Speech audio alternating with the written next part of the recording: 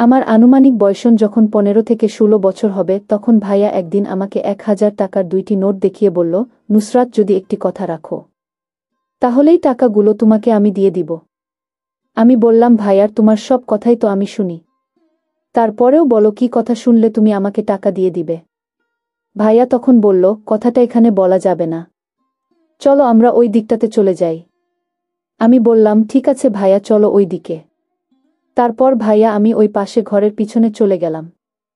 চলে যাওয়ার পর ভাইয়া আমার কানে ফিসফিস করে বলল, নুসরাত, ওই যে খালি ঘর দেখা যাচ্ছে সেই ঘরে তুমি আমার সাথে যাবে এবং সেখানে আমরা কিছুক্ষণ সময় একটি কাজ করব। যদি তুমি আমার সাথে কাজটি করতে পারো তাহলে এর বিনিময়ে তোমাকে আমি 2000 টাকা দিয়ে দিব। ভাইয়া আমাকে বলল, কি করব তা তো এখানে গেলেই বুঝতে পারবে। তারপর আমি ভাইয়ের কথামতো একদিন সন্ধ্যায় ভাইয়ের সাথে রান্নাঘরে যাওয়ার পর ভাইয়া আমার সাথে যা করল তা শুনলে বন্ধুরা তোমাদের মাথা ঠিক থাকবে না। হ্যালো বন্ধুরা, আজ তোমরা শুনছো একটি অসাধারণ গল্প। গল্পটি শুরু করার আগে বলে নেই, আজ কিন্তু গল্প শুনে নিজেকে ধরে রাখতে পারবে না। তোমাদের নিকট আমার অনেক অনেক বিশেষ অনুরোধ, তোমরা অবশ্যই আমার চ্যানেলটি সাবস্ক্রাইব করে আমাকে সাপোর্ট করবে, তাহলে মজার মজার অসাধারণ গল্পগুলো শুনতে পারবে। আর কমেন্টে জানাবে গল্পটি কেমন লাগলো এবং তোমরা কি ধরনের গল্পগুলো চাও। তোমরা যে সব গল্প কমেন্টে চাইবে আমরা তোমাদেরকে সেই গল্প শোনাব।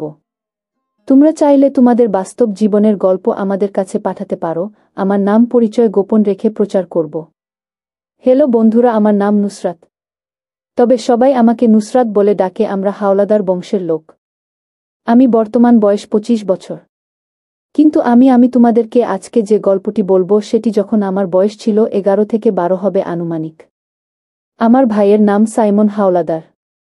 সে আমার আপন ভাই না, সম্পর্কে সে আমার চাচাতো ভাই। বয়সে আমার থেকে 40 বছরের বড় হবে। সাইমন ভাই আমাকে খুব ছোটবেলা থেকেই অনেক আদর করত। আমাকে বিস্কিট, চিপস, লজেন্স আরও অন্যান্য জিনিস কিনে দিত। আমিও ভাইয়াকে অনেক ভালোবাসতাম। আমার যখন বয়স 7 থেকে 8 হবে তখন আমি একটি আম বাগানে আরও অন্যান্য মেয়েদের সাথে দৌড়াদৌড়ি করছিলাম। তখন ভাই আমাকে বলল, নুসরাত, একটু এদিকে আসো। আমি বললাম, ভাইয়া কেন? ভাইয়া আমাকে বলল, একটু দরকার আছে, একটু তাড়াতাড়ি আসো। ভাইয়া ডাক শুনে আমি দৌড় দিয়ে ভাইয়ের কাছে এলাম। ভাইয়া তখন আমাকে একটি বড়ি গাছ দেখিয়ে বলল, নুসরাত, ওই যে গাছটাতে দেখা যাচ্ছে অনেক পাকা পাকা বড়ুই, তুমি কি ওই গাছের বড়ুই খাবে? আসলে ওই গাছের বড়ুই দেখে আমার লোভ লেগে যায়। আমি বললাম, ভাইয়া, আমি খাবো, তবে পারবো কিভাবে? গাছের ডাল তো একটু উপরে। ভাইয়া বলল, নুসরাত, আমি হাত বাড়িয়ে লাগুর পাচ্ছি না, তবে বড়ুই খাওয়ার একটি উপায় আছে।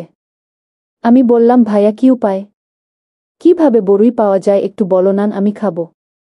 গাছের মধ্যে পাকনা বড়ুই ঝুলে রয়েছে, দেখতে অনেক সুন্দর লাগছে। আমার মনে হয় গাছের বড়িগুলো অনেক মিষ্টি হবে। আসলে বড়ুইগুলো দেখে আমার খুব লোভ লেগে যায়। বড়ুইগুলোর কালারটি ছিল অনেক সুন্দর। মনে মনে ভাবলাম, যে করেই হোক আমি এই বড়ুইগুলি খাবো। আমি ভাইকে বললাম, ভাইয়া, কিভাবে বড়ুইগুলো পারা যায়? ভাইয়া বলল, নুসরাত, এক কাজ করো, আমি তোমাকে উঁচু করে ধরি, তারপর তুমি হাত বাড়িয়ে বড়ুইগুলো পারো। আমি বড়ুইগুলো পারতে পারলাম না। আর ভাইয়া মনে মনে যে ভিন্ন রকম চিন্তা তা আমি তখন বুঝতে পারি নাই। তারপর ভাইয়া যেভাবে বলেছে সেভাবেই আমি কাজ করতে শুরু করলাম। এক পর্যায়ে আমরা বেশ কিছু বড়ুই পারতে সক্ষম হলাম, খুব পাকা পাকা। বড়ুইগুলো পারার পর সেখানে আমরা পেট ভরে খেলাম। ভাইয়া আমাকে বলল, নুসরাত, এবার বড়ুই খাওয়া হয়েছে, তোমার পেট ভরেছে, তুমি খুব মজা পেয়েছ। আমি বললাম, জি ভাইয়া, বড়ুইগুলো সত্যি অনেক টেস্ট। তারপর ভাইয়া বলল, তাহলে চলো এবার বাড়ি চলে যাই। তারপর ভাইয়ার সাথে আমি বাড়ি চলে আসলাম। এইভাবে ভাইয়ের সাথে আমার নিত্য নতুন মজার মজার ঘটনা ঘটত। ভাইয়া খুব ভালো ভালো জিনিস আমাকে এনে দিত, এজন্যই ভাইয়াকে আমার অনেক ভালো লাগত। ভাইয়ের সকল কথাই আমি মানার চেষ্টা করতাম, সব সময় অপেক্ষায় থাকতাম ভাইয়া কখনো বাড়ি থেকে আসে, কারণ আমি জানি ভাইয়া বাহির থেকে আসলে অবশ্যই আমার জন্য কিছু না কিছু নিয়ে আসবে। আমার চাচাতো ভাই জুয়েল বাজারে একটি মুদির দোকান ছিল। সে মূলত একজন মুদির ব্যবসায়ী ছিল। তার দোকানে নতুন নতুন প্রোডাক্ট আসলে সে আমাকে গিফট দিত। আমি তার গিফট নিয়ে আনন্দে নাচতাম। কারণ তখন আমি খুব ছোট ছিলাম, কিছু বুঝতাম না। ভাইয়া যখন আমাকে কোনো কিছু দিত বা কোনো কিছু গিফট করত, তখন আমার দিকে অপলক দৃষ্টিতে তাকিয়ে থাকত। মাঝে মধ্যে ভাইয়াকে আমি বলতাম, ভাইয়া তুমি আমার দিকে তাকিয়ে কি দেখো? আমার কিন্তু খুব লজ্জা লাগে, তুমি এভাবে আমার দিকে তাকিয়ে থাকবেন না। ভাইয়া তখন বলে, আরে পাগলি, আমি তোর দিকে তাকিয়ে কি দেখি? না, দেখছি আমার বোনটা কত বড় হয়ে যাচ্ছে। আমার বোনের মধ্যে আস্তে আস্তে নতুন কিছু উদয় হচ্ছে। কি সুন্দর লাগছে আমার বোনটাকে। আমার বোনটা যখন পরিপূর্ণ বয়স হবে তখন জানি না কত লোক তার রূপে পাগল হয়ে যাবে। আমি বললাম, ভাইয়া বেশি হয়ে যাচ্ছে কিন্তু। ভাইয়া বলল, কি বেশি হয়ে যাচ্ছে ম্যাডাম? শুনে তো একটু, আমি যা সত্য তাই তো বললাম। ভাইয়ের মুখে এই কথা শুনে আমি রাগে ভাইয়াকে কিল ঘুষি মারতে শুরু করলাম। ভাই আমার এই পাগলামি দেখে বলল, আরে পাগলি, আমি তো মজা মজা করলাম। আমি কি সত্যি সত্যি তোমাকে বলেছি নাকি? নেহা, সত্যিই তুমি অনেক ভালো মেয়ে, অনেক সুন্দর, কিউট মেয়ে। তারপর আমি মুচকি হাসি দিয়ে বললাম, ভাইয়া তুমি খুব ভালো। তারপর আমি বললাম, ভাইয়া আমার জন্য আজকে মজা আনবে, না হলে কিন্তু তোমাকে মায়ের দিমু। আমি বললাম, আচ্ছা ম্যাডাম, আপনার হুকুম হৃদয় করা হলো। এই বলে ভাইয়ের দোকানে চলে গেল। তারপর দোকান থেকে আসার সময় ভাইয়ের মতো পাতলা আরও অন্যান্য সুন্দর সুন্দর জিনিস আমার জন্য নিয়ে আসলো। আমি তো ভাই আর এখান থেকে জিনিস পেয়ে খুশিতে নাচতে শুরু করলাম। এইভাবে আমার ছোটবেলার দিনগুলি চলতে লাগল। আমার আনুমানিক বয়স যখন 11 থেকে 12 বছর হবে তখন ভাইয়া একদিন আমাকে 1000 টাকার 2টি নোট দেখিয়ে বলল, নুসরাত, তুমি যদি একটি কথা রাখো তাহলেই টাকাগুলো তোমাকে আমি দিয়ে দিব। আমি বললাম, ভাইয়া তোমার সব কথাই তো আমি শুনি, তারপরেও বলো কি কথা শুনলে তুমি আমাকে টাকা দিয়ে দিবে? ভাইয়া তখন বলল, কথাটা এখানে বলা যাবে না, চলো আমরা ওই দিকটাতে চলে যাই। আমি বললাম, ঠিক আছে ভাইয়া, চলো ওই দিকে। তারপর ভাইয়া আমি পাশে ঘরের পিছনে চলে গেলাম। চলে যাওয়ার পর ভাইয়া আমার কানে পিসফিস করে বলল, নুসরাত, ওই যে খালি ঘরটা দেখা যাচ্ছে, খালি ঘরে তুমি আমার সাথে যাবে এবং সেখানে আমরা কিছুক্ষণ সময় একটা কাজ করব। যদি তুমি আমার সাথে কাজটি করতে পারো তাহলে এর বিনিময়ে আমি 2000 টাকা দিয়ে দিব। আমি বললাম, ভাইয়া কি কাজ? ভাইয়া বলল, সেখানে গেলেই তুমিই কাজটি বুঝতে পারবে, তবে কাজটি খুব কঠিন নয়, খুব সহজ। আমি বললাম, ভাইয়া যদি কাজটি সহজ হয় তাহলে আমি করতে রাজি আছি। এদিকে আমাদের বাড়িতে খুব মানুষ নেই, আমাদের বাড়িটা সব সময় নীরবে থাকত, আর তাছাড়া সন্ধেবেলা আমাদের বাড়ি একেবারে নীরব থাকত। তারপর ভাইয়া আমাকে বলল, কি ম্যাডাম, আমার কথায় তুমি রাজি আছো? ভাইয়া, তোমার কথায় কি আমি রাজি না হয়ে পারি? তবে ভাইয়া, সেখানে আমরা কি কাজ করব? তখন ভাইয়া বলল, আরে ম্যাডাম, ভয়ের কিছু নেই, সেখানে গেলেই তো বুঝতে পারবে। আমি বললাম, আচ্ছা ঠিক আছে ভাইয়া। তারপর সন্ধ্যাবেলায় আমি ঘরে পড়তে বসলাম। হঠাৎ দেখি ভাইয়া জানালার পাশ দিয়ে আমাকে ইশারা দিচ্ছে। আমি ভাইয়ার ইশারা পেয়ে ভাইয়ের কাছে চলে আসলাম। ভাইয়া আমাকে নিয়ে সোজা খালি ঘরে চলে গেল। ঘরে আমি এসে দেখি ঘরের ভিতরে চতুর্দিকে ফুল দিয়ে সাজানো, আর মাঝখানে চৌকি ছিল। এই চেকি অনেকগুলোর ফল কেটে সুন্দরন করে সাজিয়ে রেখেছে।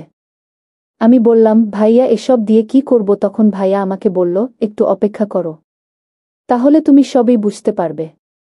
তারপর আমি বললাম, আচ্ছা ঠিক আছে ভাইয়া। তারপর ভাইয়া আমাকে বলল, নুসরাত, আমি তোমাকে একটা কথা বলবো, আর এই কথাটা 7 বার বলে এই ফলগুলোর উপর একটি ফু দিবে। তারপর তুমি আমাকে এই ফলগুলি খাইয়ে দিবে। কিন্তু এই যে দেখছে মাঝখানে ফলটা, এই ফলটা আমি তোমাকে খাইয়ে দিব, কিন্তু শর্ত হলো এই ফলটি খাওয়ার পর ফলের বিচিগুলো তুমি আমাকে দিয়ে দিবে। আমি বললাম, ঠিক আছে ভাইয়া। তারপর আমি ভাইয়াকে বললাম, ভাইয়া, আমি যদি এইটুকু কাজ করতে পারি তাহলে তুমি কি আমাকে 2000টা দিয়ে দিবে? ভাইয়া মুচকি হেসে বলল, হ্যাঁ ম্যাডাম, তুমি যদি এই কাজটুকু করতে পারো তাহলে তোমাকে আমি টাকার নোটগুলো দিয়ে দিব। আমি ভাইয়ের কথায় খুব খুশি হয়ে গেলাম। এটা তো আমার জন্য কোনো ব্যাপার না, কিন্তু আমি বুঝতে পারছিলাম না যে এই কাজটাই আমার জীবনের সবচেয়ে বড় ভুল কাজ হতে যাচ্ছে। তারপর আমি ভাইয়ের কথা মতো আমাকে উনি একটি বাক্য শিখিয়ে দিলেন। সম্ভবত এটা কোনো ভিন্নধর্মী বাক্য হবে মনে হয়। এই বাক্যটা 7 বার পরে ফলগুলোতে ফু দিলাম। ফু দেওয়ার পর ভাইয়া আমি এর চারপাশের সবগুলো ফল খাইয়ে দিলাম। মাঝখানের ফলটা ভাইয়া আমাকে খাইয়ে দিল। তখন আমার বয়স খুব কম। কি হচ্ছে আমার সাথে কিছু আমি বুঝতে পারছি না, শুধু ভাইয়ের কথা বোকার মতো পালন করে যাচ্ছি। তারপর ভাই আর সমস্ত কথা আমি মানতে শুরু করলাম। ভাই আমাকে বলল, নুসরাত এই ফলটি ভালো করে তুমি খাবে, কিন্তু এই বিচিগুলো এই প্লেটে রাখবে। বিচিগুলো এই প্লেটেটাতে রাখার পর পরেই তোমার কাজ শেষ। আমি বললাম, ভাইয়া এটা তো খুব সহজ কাজ, আর এটা আমি খুব সহজেই করতে পারবো, আর এটার জন্য তোমাকে এত কিছু করার দরকার কি? তখন ভাইয়া মুচকি হাসি দিয়ে বললা, নুসরাত আগে কাজ শেষ হোক তারপর তোমাকে বলছি। আমি বললাম, আচ্ছা ঠিক আছে ভাইয়া। আমি ফলগুলো খাওয়ার পর এর বীজগুলো রাখলাম। তারপর ভাইয়া আমাকে কি যেন বলে আমার দিকে লক্ষ্য করে একটি লম্বা ফু দিল। ফু দিয়ে আমাকে বলল, নুসরাত এবার তুমি যাও, তোমার কাজ শেষ। 2000 টাকা তিনি আমার হাতে ধরিয়ে দিয়ে বলল, এই নাও তোমার কাজের বিনিময়। এপচার তুমি চলে যাও, কাল কথা হবে, এখন অনেক দেরি হয়ে যাচ্ছে। নুসরাত লক্ষ্মী মেয়ের মতো এবার বাসায় চলে যাও। আমি ভাইয়ের কথায় বাসায় চলে আসলাম। এসে আমি খাওয়া দাওয়া করে ঘুমিয়ে পড়লাম। কিন্তু সকালে ঘুম থেকে উঠতেই আমার মধ্যে এক আমূল পরিবর্তন করা গেল। যেদিকেই তাকাই আমি শুধু ভাইয়াকে দেখতে পাই। মনে হচ্ছে ভাইয়া আমাকে ডাকছে। মনে মনে আমি ভাবলাম, আমার কি হয়ে গেল? কেন এমন হলো? তবে কি ভাইয়া আমার সাথে পেরে নাড়ার জিতিও কিছু করে ফেলেছে? আমার কাছে কেন জানি মনে হলো আজকেও আমি সন্ধ্যার সময় খালি ঘরে যেতে হবে। ঘর যেতে আমাকে টানছে। সন্ধ্যা হতেই আমি চুপি চুপি ঘরে চলে গেল। গিয়ে দেখি ভাইয়া আমার জন্য বসে আছে, অপেক্ষা করছে। আমি যেতেই ভাইয়া আমার সাথে তখন এক অন্যরকম আচরণ করা শুরু করল, যে আমি তোমাদেরকে মুখের ভায়ে বলতে পারবো না। খুব বাজে আচরণ। ভাইয়ার আচরণ দেখে আমি তো পুরাই অবাক। কিন্তু ভাইয়া আমার সাথে যে এত খারাপ ব্যবহার করবে তা আমি কখনো কল্পনাও করি নাই। ভাইয়া আমার সাথে এত কিছু করছে, তাও আমি কিছু বলার সাহস পাচ্ছি না। আমি যেন অন্যরকম হয়ে গিয়েছিলাম। আমি তার হুকুমের গোলাম হয়ে গিয়েছিলাম। সে আমার সাথে যা ইচ্ছে তাই করতেছিল, কিন্তু আমি তা বলতে পারছিলাম না। তার সব কিছু আমি মেনে নিচ্ছিলাম। তার কাছে গেলেই আমি কেমন জানি হয়ে যেতাম। সে আমাকে যা বলতো তাই করতাম। এভাবে সে আমার সাথে অনেক কিছুই করেছে, যেটা আমি তোমাদেরকে ভাষায় প্রকাশ করতে পারবো না। তার সাথে আমার এসব চলে প্রায় 5-6 বছর। হঠাৎ আমি অসুস্থ হয়ে পড়ি। তারপর আমার বাবা মা ডাক্তারের কাছে নিয়ে গেল। ডাক্তার আমাকে পরীক্ষা করে বলে, আমি নাকি মা হতে চলেছি। এই কথা শুনে আমার মা বাবা প্রচুর কান্না করতে লাগল। বাসায় এসে আমাকে জিজ্ঞেস করল, মা নুসরাত সত্য করে বলো, তোর এত বড়ও সর্বনাশ কে করেছে? তারপর আমি আর কি করব? বলে দিলাম আমি ভাইয়ের কথা। তারপর মা বাবা সাইমন ভাইয়াকে দেখে নেব। বলল, সাইমন তুই কি করে পারলে আমার মেয়ের এত বড় সর্বনাশ করতে? যাক বাবা, যা হবার হয়ে গেছে। এখনো কেউ জানে না।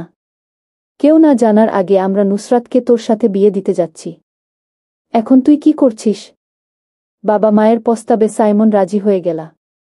তারপর ধুমধাম করে আমাদের বিয়ে হয়ে গেল। বন্ধুরা, এখন আমি তোমাদের দেয়ায় ভালোই আছি। তবে মাঝে মধ্যে আমার অতীত আমাকে অনেক কষ্ট দেয়। মনে মনে ভাবতাম, যদি সাইমন ভাই আমাকে বিয়ে না করত, তাহলে আমার কি হতো? মরা ছাড়া কোনো রাস্তা থাকতো না। তো বন্ধুরা, আমার মতো তোমাদের জীবনে ও এরকম ধরনের দুর্ঘটনা করার সময় তাকে খুব ভালোভাবে বুঝে শুনে তারপর তোমরা কিছু করার সিদ্ধান্ত নেবে। নইলে একটি ভুলের কারণেই তোমাদের সারা জীবন পস্তাতে হবে। বন্ধুরা, ভিডিওটি যদি ভালো লাগে তাহলে একটি লাইক দিন। আর তোমরা যদি এরকম ধরনের ইন্টারেস্টিং ভিডিও পেতে চাও, তাহলে দয়া করে আমার চ্যানেলটি সাবস্ক্রাইব করো। ভিডিওটি দেখার জন্য অসংখ্য ধন্যবাদ।